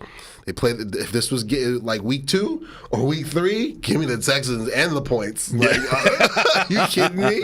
Nah, this is. But Bengals are at home. Mm-hmm. Joe Burrow's doing Joe Burrow things. Mm-hmm. He is him. They're running the rock. It'll be a physical game because DeMeco Ryans is building the right culture. He's the right fit for what they're trying to do in terms of a culture standpoint. There, something they've never had. I don't want to say they used to have. No, they've never had. Even with Bill O'Brien, they didn't have a consistent winning culture. So give me the Bengals. Give me the Bengals. 28-17. All right. I'm going to go with the Bengals also. I think it is going to be a high-scoring game. I'm going to go 40-30. I don't think Stroud's going to put 30 points. Like the Bengals actually have they have one of the best underrated defensive coordinators. I think Romano. I think that's his name. Like Ray Romano. Yeah. I think they're brothers. But that Paisan is really good at calling defenses, and they beat up Brock Purdy something vicious in San Francisco. I keep going back there, and they beat up Josh Allen. They beat him up too. Like the Bengals win healthy. Josh Allen's overrated. Yeah, we've been through that. But what I'm saying is their game plan is very fundamental and very. I like the way that they craft their game plans. They lean on the opposing offense to be perfect. Perfect. They lean on them to be perfect. And for 4 quarters, that's hard to do in the NFL. And so if you're telling me that that's the game plan they're going to put against a rookie, C.J. Stroud, who's still learning the game, he's lighting it up. Yeah. But he hasn't gone against this type of defensive game plan that he's going to get, especially in Cincinnati. Give me the Bengals. Give me the Bengals. So I guess I'll go 40-25. Okay. Yeah. Okay. Maybe they'll get a safety in there. Maybe a defensive touchdown. Yeah, there you go. Well, this is definitely a looker here. We got Tennessee at the Buccaneers. Oh man, so that's definitely a 1 o'clock game, rightfully so. Yeah, I mean, so the Will Levis apology might come. Me and Mongo have talked about it. Oh wow, it might come. Mm-hmm. It might come. I need to see. I'm actually starting him in fantasy this week because. By the way, I forgot all about Malik Willis too. A lot of people have. The Titans have. I don't even think he's gonna be active this week. But no. So I have to start Will Levis because it's Patrick Mahomes' bye week in one of my leagues, one of my money leagues. I'm a defending champion in Dirty Money. Shout out to Bryce. So it's like Will Levis has gotten off to a really solid start. I like the game plan that they have in place for him. He's showing the tools and traits that we wanted to see him show at Penn State that we didn't see at Kentucky. We saw flashes of it here and there of, athletic, big arm, accurate, can do a lot of different things with the right type of offensive scheme. Him and DeAndre Hopkins have a good rapport. Yes, they do. Yeah. And Derrick Henry is still running the rock. He's not as dominant as he was because of injuries and because of age, which is why nobody traded for him at the trade deadline. But he's still effective enough with their scheme to still be dynamic enough to make defenses honest or whatever.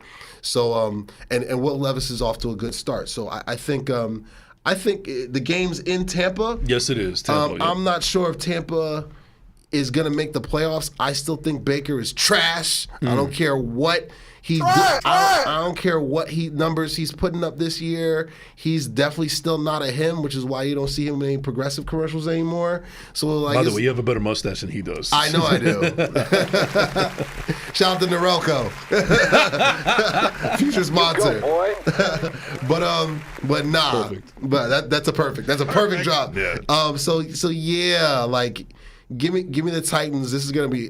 I'm not watching this game. It's gonna be something. I thank God I'm not gonna be watching this game. I'd be too busy with my own career trying to launch off. But yeah. Yeah, this is gonna be like a 20-17. It's gonna be a nasty game. A lot of turnovers. I'm in lockstep with you. I was gonna say it's 2017, yeah, I'm gonna go with the Titans. Nasty work, as the kids say. Yeah.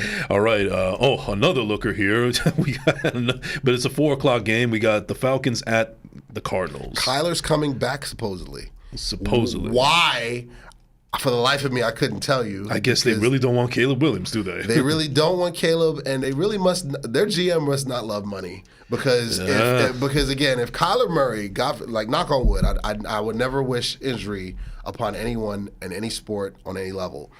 However, with that being said, if Kyler stubs a toe or pulls a hammy, if he steps on that field, they are on the hook for something crazy like $68 million. Oof. You see what I'm saying? And it's just like, talk about setting money on fire. Yes. That's like the Joker setting money on yes, fire. Yeah, it's about sending a message. Perfect. I love that movie. Rest in peace to Heath Ledger. One of the best movies ever So it's just like, that's my half. That's my share. So what I'm saying is, can you tell I love Batman? Can you tell I love Batman? So what I'm saying is, Kyler coming back makes no sense. It makes zero sense, bro. Like, no. Keep him on. If I was the GM, I'd keep him on ice and get that trade ready to go. Yeah. I don't care what. Jonathan Gannon, he's a low key. Like, he's not the clown of the week, but he gets an honorary clown red nose. Yeah, especially after what happened to Josh Dobbs. Did you hear about that? Yes. Yeah. He lied to his face. Yeah. And then traded him, and now you're starting your rookie, Jonathan Toon or whatever, Nick Toon. Yeah, Toon. Nick, like Nick Toon at freaking quarterback.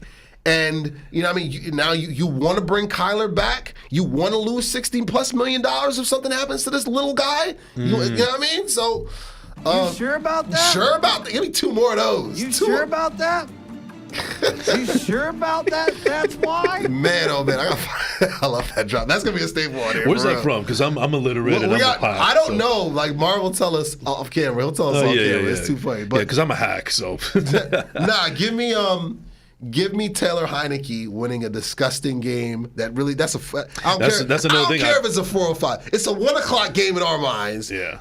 Give me Taylor Heineke to win a 1 o'clock full 4 o'clock game in the desert to a team that really should be tanking for Caleb Williams. That's not even tanking properly. No, they don't know how to tank properly. No. Absolutely not. Yeah, I'm in lockstep with you. I'm going to go with the Falcons against the Cardinals. The muffler man will come through. The muffler man. That's what Stephen A. Smith calls him. Taylor Heineke, the muffler man. I'm going to go 10-7 on this one. Yeah. Some disgusting. More nasty work, like 13-7. Oh, it's going to get worse, trust me. 13-7, all field goals. Interesting game now, another 4 o'clock. We got Detroit at the Los Angeles Chargers, SoFi Stadium. Yeah. Well, give me the Lions. Yeah, I'm gonna go Dan Campbell over Brandon Staley. Even though I really can't talk trash because he put a whooping on Robert Saleh. He did. Yeah, but you know what? It's like, come on. It's prime time. You kind of called it. Right. Yeah. But I will give credit that they made Justin Herbert look a little pedestrian. He didn't have a monster game. Oh, they still beat him up. Yeah, like it was right on brand. That's what you guys do this season. Yeah, like you guys, any quarterback who plays the Jets just knows. All right, I'm about to take a beating. Whether I win or lose. Yeah, get the icy hot ready. I'm gonna need it. Yeah, get the ice. Like, I'm gonna be in that cold tub for like a whole day, 24 hours. Like it's on site. It's terrible. Yeah. But no, to this game, give me Detroit. The fighting Dan Campbells. They're more physical. They're gonna beat up Herbert. They're going to run the rock. I got Montgomery. He's back in fantasy for me, fresh off an injury. I need him to run the rock this week. Around St. Brown is going to go off. St. Brown, especially with that horrible Charger defense. Yeah, nothing's changed. They still have the 32nd ranked secondary. I know they've got Mack and Bosa who are going to be Hall of Famers. But I think Detroit's O-line can hold them to I believe so too. Yeah. And the second and again the Chargers are very similar to the Eagles in that sense. Like if you could block their front, you're going to have a field day against that secondary because the secondary is not good. Right. So, and Josh and Jared Goff, excuse me, Josh. Josh Goff. Jared Goff, I don't think he's going to have to do much either. I think he's just going to have to manage the game and they'll still pull it out a win. Yeah, agreed. Yeah, so I'm going to go with the Lions here. I will say 27-24. Yeah, exact same score. Yeah, just by a field goal game. There'll be some points scored because And I expect Brandon Staley to use the timeout when he doesn't need to. Like he'll probably use it at 12 minutes left in the fourth quarter or something. They'll go for it like 4th and 4 from their own 5, something crazy like that. Like he's terrible. He's God, he's awful. He should definitely get his resume ready.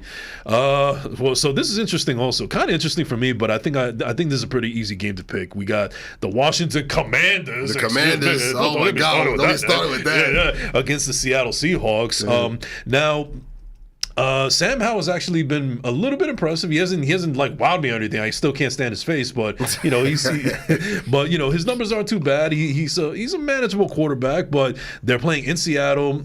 I understand that there's still a little bit of New York Jets Geno Smith there, but they're at Seattle. It's a tough game to play. They're vicious when they're at home. Yeah. Pete Carroll is a much better coach than I don't even know why I said it that way, but a better coach than Ron Rivera. Ron Rivera's out the door soon. I don't think Eric Bieniemy's offense is going to be good enough to go against this Seattle Seahawks defense. And the hold advantage. I mean, the 12th man. That says a lot there. Yeah. So. Even if the game was in. at FedEx or whatnot, I would still pick Seattle because I watched this same Commander team lose at home to Justin Fields and the Bears. That is true. I can't get that out my mind. It'll never leave my mind. And so give me Seattle at home with the points. I think they're 5.5 favorites. Yeah, this is so on brand with what Seattle's going to do. I said this earlier in the year. Seattle's going to beat up on a lot of bad teams or fraudulent teams or whatnot.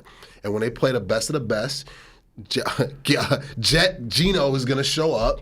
He's going to throw some questionable passes and have a fumble that you're just like, how did he fumble that? Yeah. Like he was running backwards. Like, what is he doing?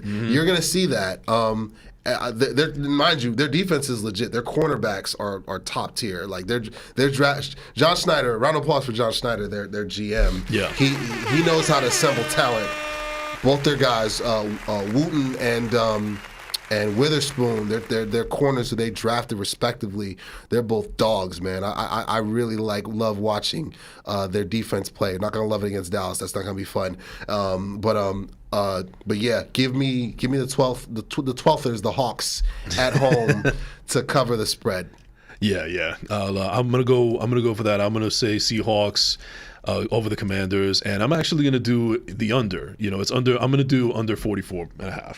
Okay. Yeah. I'm with you on that. Yeah, I don't think it's going to be very high scoring. It won't be a blowout. It won't be a low scoring game, but I don't think it's going to be high scoring. Oh, it's going to be a lot of nasty work by Sam Howell. Yeah, like a lot. There's going to be a fumble. There might be an interception or two for sure. A couple throws that you're just like, really? Yeah. And Gino will be like, well, why did you make that throw? Why did you take that sack? Yeah. That's him. You know that. He's still wearing a Jet uniform underneath there. Yeah. And this is one I know you're definitely licking your chops for. The Giants at Jerry's World. 17.5 favorites against Danny DeVito's son and the Smurfs. Yes, exactly. Against Danny DeVito from Twins with Arnold Schwarzenegger. Or in the Mike's the Jersey Mike commercials, he's hilarious. Yeah, I love him. I love him.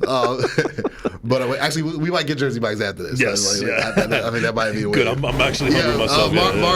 Marvelous. Yeah, matter of fact, I'll buy you lunch too, Marv. Yeah, Marvelous was the exactly perfect. That's I love the way. Marvelous. This is brought to you by Jersey Mike. Live from Bravery Studios in Garfield, New Jersey, ladies and gentlemen. Now, give me the. We gotta beat the brakes off of the Little Giants. Like this has to be what the movie was not is what the the last 11 times we played is how the movie actually should have played out. Giants, help us, God! They don't listen. They got Icebox at quarterback this week. Oh, got Zoltek and O-line. Exactly. Ed O'Neill is the coach of the Cowboys. Evan Smith is going to show up with the flat top fade, just high top fade, just like he did in the movie. Rest in peace to John Madden. Yes, man. And rest in peace to Pat Summerall too. Yes, they would actually be calling this game if both of them were still alive. Yes, they would. Oh man, we were spoiled as kids. Yeah, matter of fact, we should watch some replacements. I would love that. Facts. And you know what? And just putting it out there real quick, and then we'll continue. Yeah. We definitely got to do like a top 5 sports movies one of these days when it's like really slow in sports. Absolutely. I can't wait to do that. Yeah. I will. Can't wait. I would. Mongo will be here for that. Yeah, and we need that drop too. Can't wait. I have that in there. Like Marv will find it somewhere. Told you. That's why I love you, Marv. Give me 10 more. Give me 10 more. That hasn't changed. Sidebar. He's still bozo. No, he was a clown of the week. I think he was an early clown of the week. He was. He was one of the inaugural ones. Yeah. but that can't wait is etched in forever. Yeah, I put that in the Joe Beningo episode. I had to. Absolutely. That's how we kicked off that episode. Yeah, matter of fact, let me get it done to Marco for Hugo here for putting in the work. Of course. Gracias, Papi. Yeah. So it's like so I got the Cowboys. I got the Cowboys. I don't know if we'll cover the spread. It's a divisional game, so it's hard for me to ever go with the points in divisional games because there's always that chance it could go left. This game right here reminds me of last year when we played the Texans. We had something crazy, like a 24-point spread or something like that. And as soon as it was and it was a 1:00 game too, I was just like, that ain't happening. Watch us need a game-winning drive to win the game. And that's what Dak Prescott delivered. First, give his name. But he played like whack 100, the whole game though. Mm-hmm. So, but I'm not saying that's going to happen here. I think it'll be close up until halftime. I really do. I think it'll be like a 7-point game at halftime or a 3-point game at halftime. This game's going to look very similar to the Thanksgiving Day game last year. Up until halftime, kind of a toss-up, really. Like we were playing down to our competition, and we turned the ball over, I believe, once or twice, and we were just a little inconsistent. Then in the second half, we were just like, all right, throw the ball to CeeDee Lamb. They don't have anybody that can cover him. And that's what we did, and we ran away. And throw the ball to Dalton Schultz. They ain't got nobody that can cover him. And protect Dak. Protect them. Just be good enough. The offensive line was still a little shaky, too. It was a short week. Right. So if the O-line plays the way that they need to play to contend this year with the big boys, it'll be close up until half because it'll be a divisional game. That's correct. Then we'll pull away in the second half and we'll win by double digits. So that's exactly what's going to happen. So I have us winning not by 17. I have us winning by 14. I have us winning 31-17. Yeah, and you know what? Before you made a point earlier, I would have said I will gladly take the points for the Cowboys. For the Cowboys, I would gladly take the 17.5. However, you also make a valid point, not with everything you just said right now with the divisional game. And, I think that Dexter Lawrence and Thibodeau could actually have wreak a little havoc for Dak Prescott. Yeah. It's possible. But quick side, sorry to interrupt. They're going to line up Thibodeau on Terrence Steele all game. Yes, they are. Just know that. Right. And Zach Martin's going to be going to be a revolving door. Yeah. But you also you didn't mention this now, but you mentioned it earlier. You also have to count the zebras. Like, what are the zebras going to do to affect the game? Foolishness. Yes. Yeah. So count on that. So I still think that the Cowboys are going to win. Yeah. But I don't think it's going to be a blowout because of everything that you just said. And plus, I think the refs are going to do something that's going to be horrid in this game. They gotta make it interesting. That's their job. Right. Yeah. Especially since it's a 4 o'clock game. It's America's game of the week. Yep. Yeah. So they got to be prime time and everything. Shout out to Deion Sanders. But I think that I'm going to go 27-17. Yeah. I'm going to go 27-17 Cowboys. Really, with Danny DeVito's son, they really shouldn't score more than 10 points. They should actually score the same amount of points as when we played you guys. I think we should. I think possibly that they'll only score 10 points, but then afterwards maybe the defense will get a defensive touchdown. Right. Yeah. Right. All right. So then afterwards, from one New York team to another, we got the Jets at Las Vegas Raiders. So,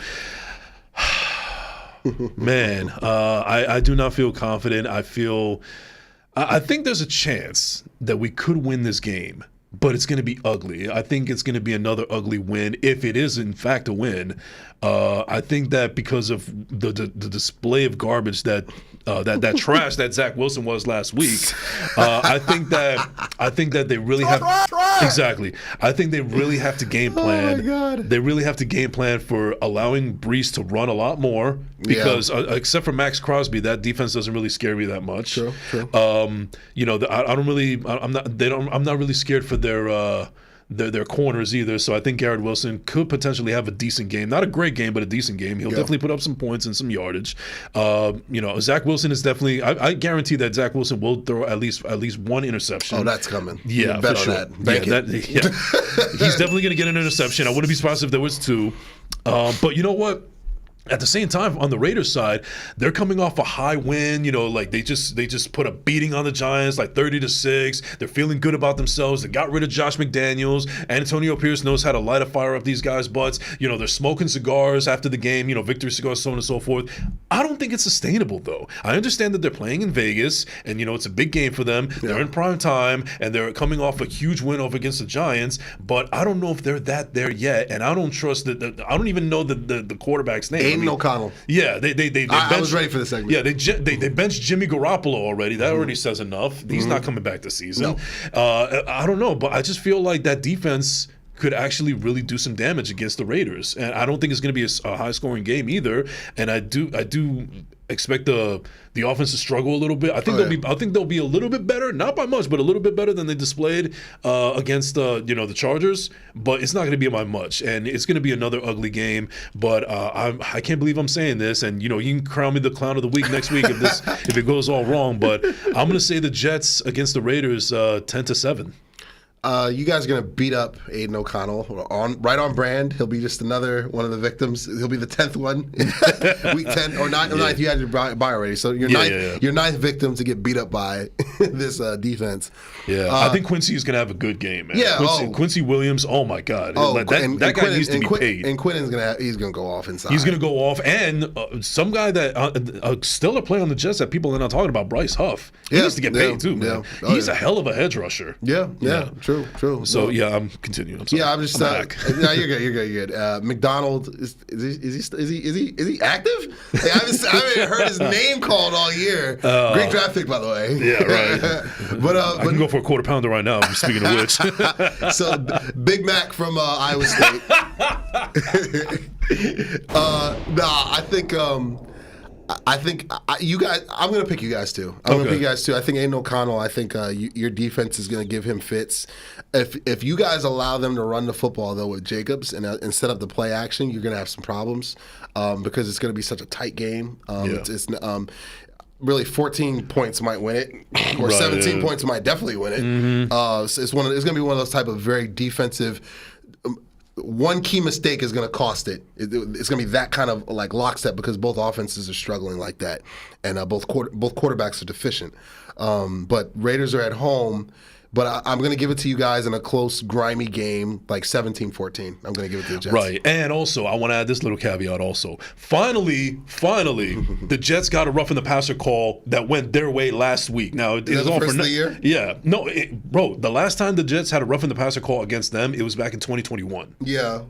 So it finally they broke that streak. Finally, it happened to Zach Wilson. He finally got a roughing the passer call for the first time in his career. Yeah. But I don't know. But I don't know if that's going to happen. I would not be surprised if Max Crosby puts on a hurting on Zach Wilson in a very, very questionable way, and the refs are going to be like, "No, I saw a clean hit." I always forget about how trash your offensive line is. You always remind me. You always remind me. You're just like, by the way, your offensive line. I'm like, oh yeah, your offensive line is. It is crazy. It is crazy when you keep on switching up your offensive line and the results are still the same. Still bad. Yeah. No, it's yeah. But Crosby might have a field day. I'm going to change my pick. I'm joking. You know what? I wouldn't blame you. I already said that if it doesn't go my way, I will name myself out of the week. What I will say, I'm still going to pick you. Someone's going to win 17-14. I just don't know who. Can I get a savage for that? Savage. Salvaje. Give him a savage and give him a Don DeMarco because I got to give him that too as well. Salvaje. Yeah, so I'm gonna say 10-7 Jets. Okay. All right. Now then, finally we got Monday night. Oh my God! If you ask me at week one again, if you ask me at week one, this probably would have been a stellar game. No, I'm not thinking so much. We got the Broncos at the Bills. I'll have the game on editing, like in the background. Like it's just gonna be background noise. Yeah, big facts. And I got Josh Allen in a couple fantasy leagues, so I gotta go with the Buffs. Give me the Bills. Buffs? Yeah. That's my nickname for them. Oh, okay. Yeah, then not Colorado. I know it's Buffalo Bills. I know it's the Bills. It puts the lotion in the basket. Exactly. What's that from? The Silence of the Lambs. Oh, that was God. Buffalo Bill. Oh, hello, Clarice. I ate it. I ate it. Let's buy. It's a fava beans. Anyway. Yes. Marvin approves. Movie nerds over here. Wait, what are you gonna do? Wait. What are you doing? What are you gonna do? Give me the Bills by 14. Maybe I might even spread that more because they're at home. Give me the Bills by 17. Like I don't know how many points that Russ is gonna score, but give me the Bills. Denver is an underdog by a touchdown. And we already know those divorce papers. Oh yeah. Like FedEx or DHL. DHL's still around, right? Yeah. DHL. They're the Arby's of transportation.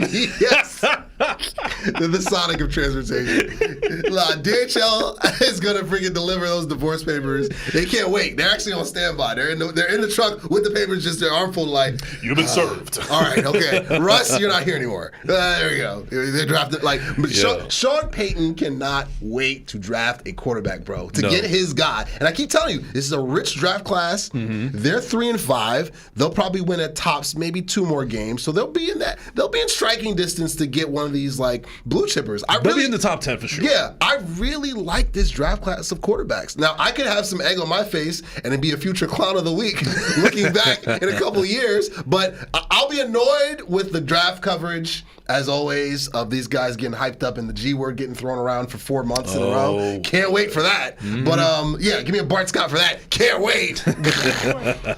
but that's down the road. Give me the Bills by 17. They're gonna blow them out. Okay. Yeah. I'm in lockstep with you. Buffalo is gonna put the brakes off them. Yep. Yeah. I can't even curse on here right now. I'm not gonna pull a Sully, but yeah, you get the gist of what I'm trying to say. Love you, Sully. And also Bills Mafia can't count, but Bills Mafia. Yeah, in prime time too. In prime time too. Yeah, exactly. So I'm gonna say I'm going to say Buffalo wins 30-10. Yeah, they're going to score a lot of points. Yep. I'm going to win my fantasy matchups with, Yes, you Josh are, yeah. Allen. I'm here for it. All righty, so that is your picks. Hopefully I'm not as horrendous as I was last week. Yeah, you got to redeem yourself, man. Yeah, I got to redeem myself. for real. But right now I'm feeling kind of like the segment that we got coming up. Everybody's favorite segment, and that is Cue the Music, Mark! I'm dancing to it like Soul Train. I'm doing the Victor Cruz right now. Exactly. Joe Beningo was doing it after the game. Yes, he was. Yo, He went viral. Shout out to Joe Beningo, man. That dude is able to still have those dance moves at 70. He's like, yeah, little Victor Cruz. Little Victor Cruz. That is goals right there, man. Yeah, that's going to be a drop. That's going to be a drop. I got to get Victor that. Cruz dance. Oh, Victor. Little Victor Cruz. Oh, Victor. Joe will be on this show, damn it. It's coming. Yes, it's coming. But you're... No, you want me to kick it off? Yeah, I want you to kick it off, yeah. Okay, where's my and something, I'm just going to say this right now. I think you're going to choose violence after this. Oh, yeah, absolutely. I'm here for it. Against me. Oh, okay. I'm here for it. Like, never. You're not wearing an Eagles jersey, so that's not right. So this segment of Clown of the Week is brought to you once again by First Class Second Place Podcast, as well as the You Go Boy Podcast, as well as Bravery Studios in lovely Garfield, New Jersey. Marvelous on the boards. So my Clown of the Week. I'm gonna take a page out of Mongo's book from a few weeks ago. I mean, from last week actually. He was just here. The NCAA. The NCAA is going to get the big red nose and the green hair and the big red shoes. Okay, so I see it'd be low hanging fruit. Michigan is playing Penn State right now. The game is being TiVo'd at home. Yeah. I'm gonna watch it when I get home. My boys texting me updates. I looked. I just saw the score, and it's actually a good game. But we'll see. We'll see how it ends. But so Michigan football are a bunch of cheaters. All right, I don't care what the investigation reveals. You're not going to suspend the coach unless you've already found something. They suspended Jim Harbaugh for the rest of the regular season because they've already found things that are some discrepancies in his program and proof that they cheated.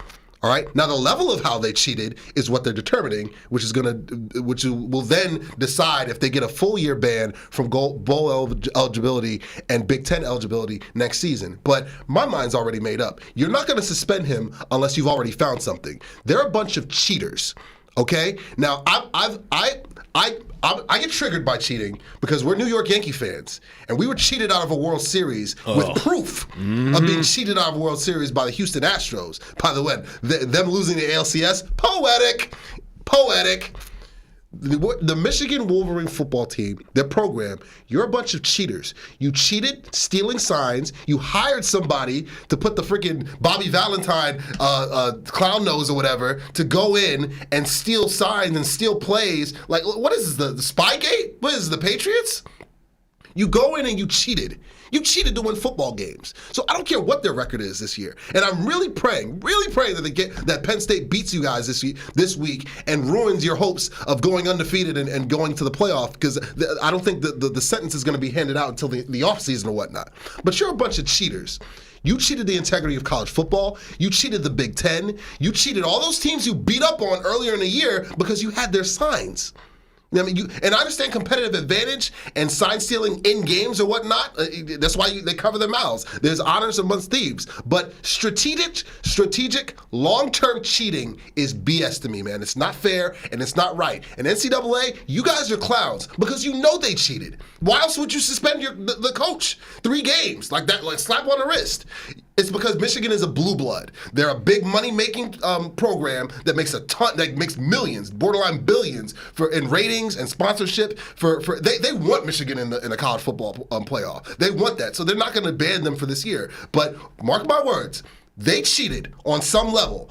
And NCAA, you guys are clowns because you didn't have the cojones to step up and lay the hammer down. You still need to find stuff in the investigation. Oh, yeah, they cheated, but we don't know this, that, and the third. Excuses. Michigan football are a bunch of cheaters, and NCAA, you're a bunch of clowns and cowards for not handing down the gavel like you should have and punishing them the way you should have.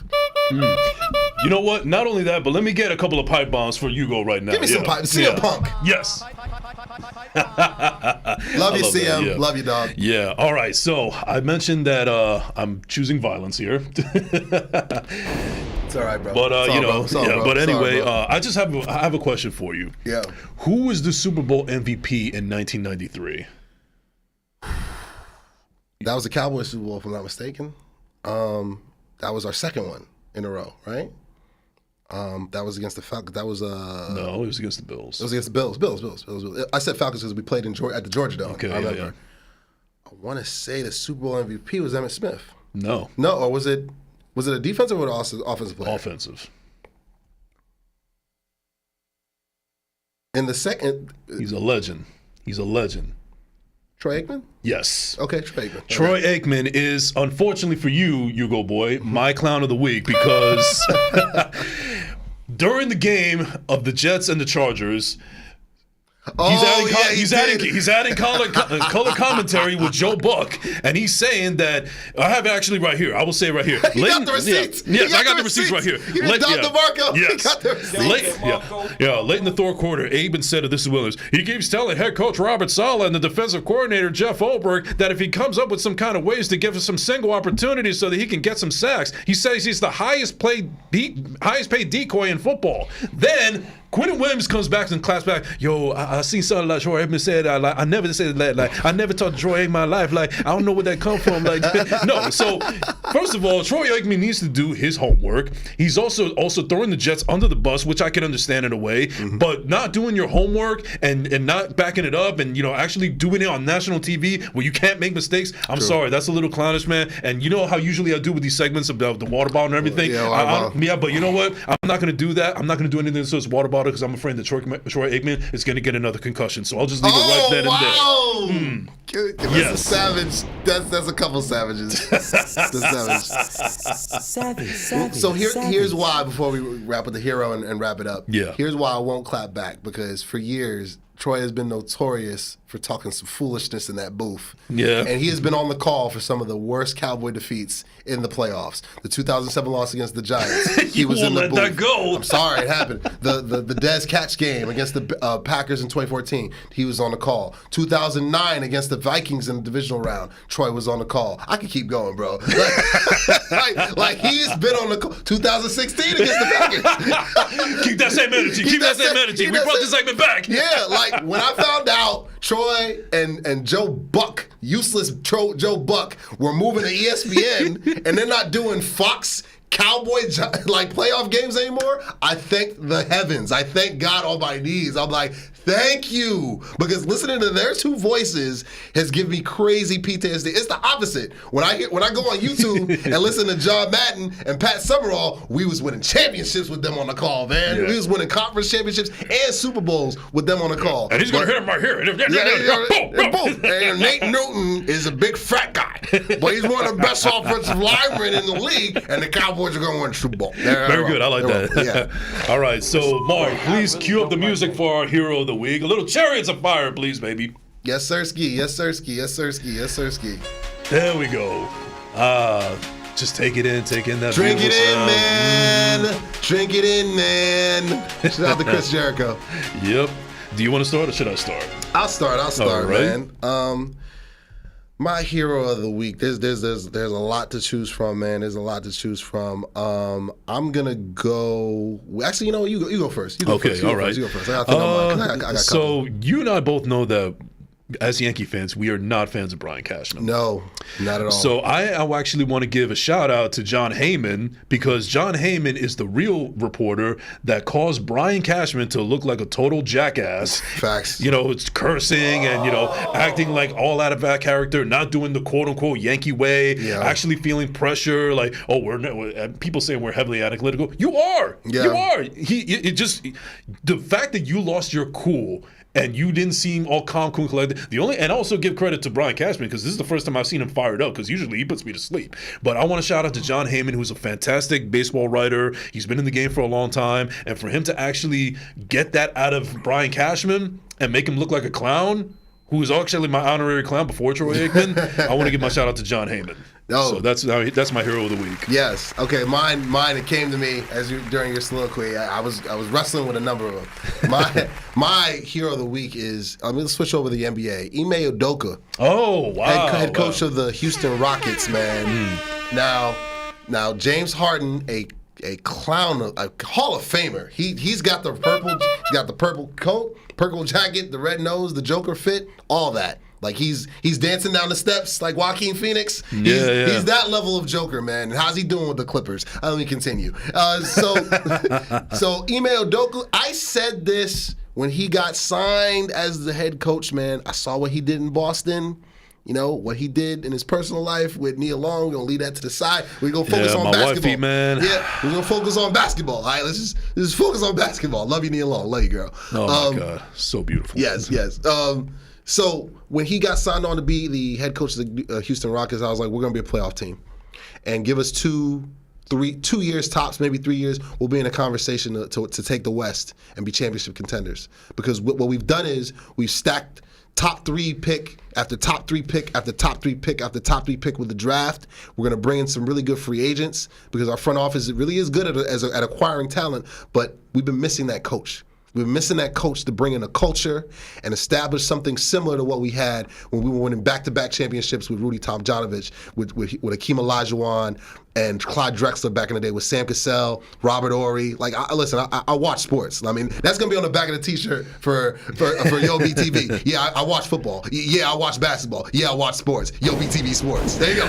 Got the tag right there. I love the Don LaGreca where he goes like, it's football. I've been watching it for 40 years. 40.